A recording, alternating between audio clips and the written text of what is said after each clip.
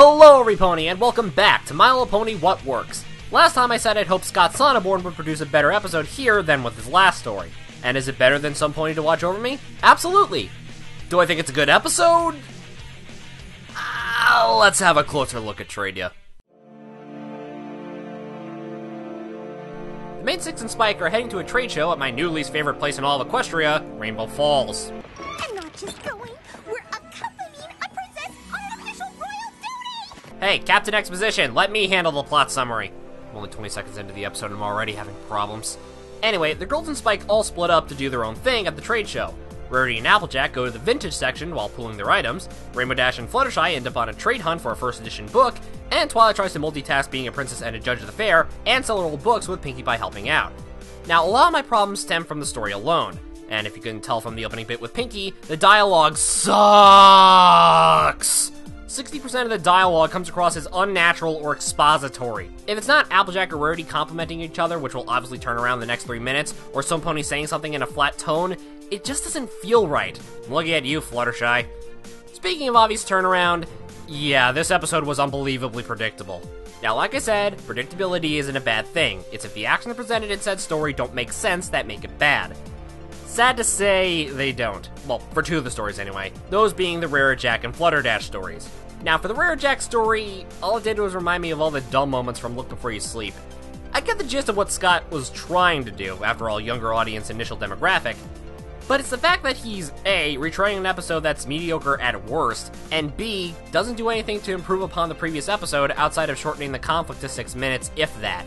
As for the Flutterdash story, many people have pointed out it has a similar plot to Who, What, Where, Ed from Ed, Ed, and Eddie, where the trio goes around the cul-de-sac and trade various items to get a chicken from Rolf to make eggs. However, that episode didn't have Eddie trading one of the other Eds into indentured servitude. Yeah, there's a certain amount of believability I have for Rainbow Dash's fan crazes. Fangirling over the Wonderbolts and Daring Do's mere presence? I can believe. Trading Fluttershy for an Orthrus and a first edition Daring Do book? That's where I draw the line. Is it me, or does Rainbow Falls just bring out the dumbest in ponies? Well, at least she apologized for her actions. As for the Twinkie story, I liked it. Twilight and Pinkie Pie were both in character, the conflict was interesting, compared to the other two, and the story didn't have insufferable dialogue. Once again, story's a bust.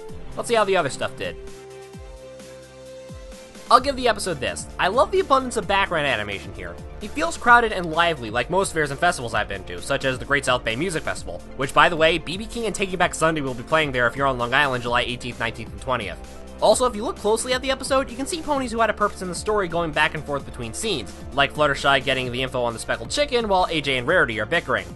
Music was just there. Nothing really stood out this time around. I felt this episode needed its own Ride of the Valkyries to propel it into a memorable score. The one saving grace for the episode was its humor.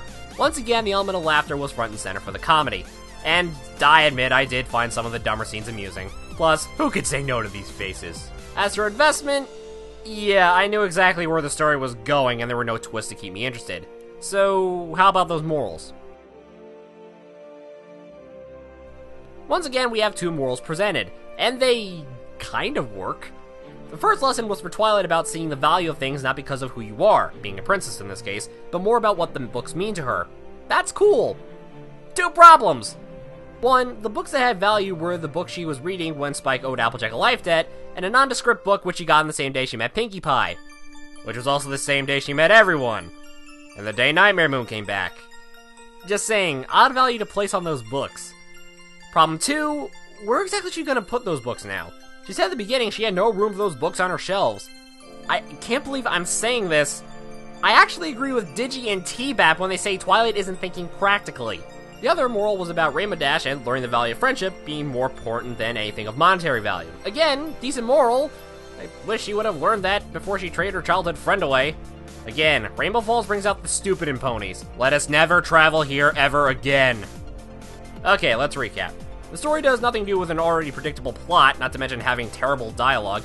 Characters, with the exception of Twilight and Pinkie Pie, are pushed in the wrong way. Animation was nice, but score was uninteresting. Humor was good, but investment was lacking. Morals were valuable, but connection was off. As a result, Tradia receives a 1.5 star rating out of 4.